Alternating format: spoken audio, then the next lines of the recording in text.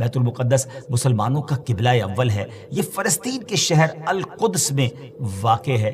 بعض نے اس شہر کو بھی بیت المقدس کہا ہے۔ اس میں کوئی شک نہیں کہ بیت المقدس یہودیوں، عیسائیوں اور مسلمانوں تینوں کے ریلیجن کے لیے مقدس مقام کی حیثیت رکھتا ہے۔ حکیم الامت مفتی احمد یار خان نعیمی رحمۃ اللہ تعالی لکھتے ہیں کہ چونکہ اس زمین میں حضرات انبیاء کے مزارات بہت ہیں، اس لیے اسے قدس کہا جاتا ہے۔ حضرت سیدنا سلیمان علیہ نبینا علیہ الصلوۃ والسلام کا مزار مبارک اور عالم اسلام کی مشہور و معروف مسجد اقصیٰ بھی اسی شہر میں واقع ہے۔ رہی یہ بات کہ اس کا سنگ بنیاد کب رکھا گیا، کعبہ معظمہ کی بنیاد ڈالنے کے 40 سال بعد سیدنا آدم علیہ نبینا علیہ الصلوۃ والسلام یا ان کی اولاد میں سے کسی نے اس کی بنیاد ڈالی۔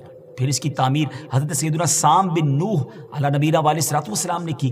پھر ایک عرصے کے بعد حضرت سیدنا داؤد علیہ نبینا علیہ الصلوۃ والسلام نے بیت المقدس کی بنیاد اسی مقام پر رکھی، جہاں حضرت سیدنا موسیٰ علیہ نبینا علیہ الصلوۃ والسلام کا خیمہ نصب کیا گیا تھا۔ اس عمارت کے پورا ہونے سے قبل حضرت سیدنا داؤد علیہ نبینا علیہ الصلوۃ والسلام کی دنیا سے وفات کا وقت قریب آ گیا، تو اب آپ نے اپنے بیٹے حضرت سیدنا سلیمان علیہ نبینا علیہ الصلوۃ والسلام کو اس کو مکمل کرنے کی وصیت فرمائی۔ حضرت سلیمان علیہ نبینا علیہ الصلوۃ والسلام نے انسانوں سے نہیں بلکہ جنوں کی ایک جماعت سے اس کام کو کروانا شروع کیا۔ 1 سال کا کام باقی تھا، مگر آپ کے انتقال کا وقت قریب آ گیا۔ آپ نے غسل فرمایا، نئے کپڑے پہنے، خوشبو لگائی اور اس طرح تشریف لائے کہ عصا پر ٹیک لگا کر کھڑے ہو گئے۔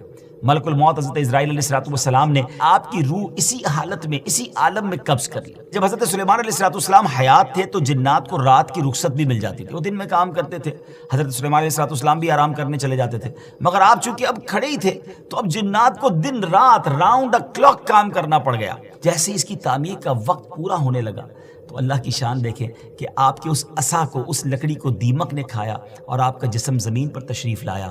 پھر لوگوں کو بھی پتہ چلا اور جنات کو بھی پتہ چلا کہ حضرت سلیمان علیہ الصلوۃ والسلام دنیا سے جا چکے ہیں۔ اس کی تعمیر کی تکمیل چونکہ حضرت سلیمان علیہ الصلوۃ والسلام کے زیر نگرانی ہونی تھی، اس لیے اس عمارت کو ہیکل سلیمانی بھی کہا جاتا ہے۔ حضرت سیدنا آدم علیہ الصلوۃ والسلام سے لے کر حضرت سیدنا موسیٰ علیہ نبینا علیہ الصلوۃ والسلام تک کعبہ یعنی بیت اللہ شریف ہی کعبہ رہا۔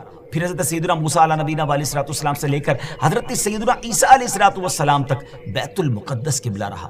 اور ہجرت کے بعد مدینہ منورہ میں بھی مسلمان 16 یا 17 مہینے تک بیت المقدس کی طرف ہی رک کر کے نمازیں پڑھتے رہے۔ ہجرت کے 1 سال 5.5 مہینے کے بعد 15ویں رجب پیر کے دن مسجد بنی سلمہ میں نماز ظہر کے درمیان قبلے کی تبدیلی ہوئی اور اللہ پاک نے پیارے آقا علیہ الصلوۃ والسلام کی خواہش کے مطابق مسلمانوں کا جو کعبہ ہے، قبلہ ہے، وہ کعبہ کو فرما دیا اور اب مسلمان کعبے کی طرف رک کر کے نماز ادا کرنے لگے۔ اس مقام پر آج بھی مسجد قبلتین قائم ہے۔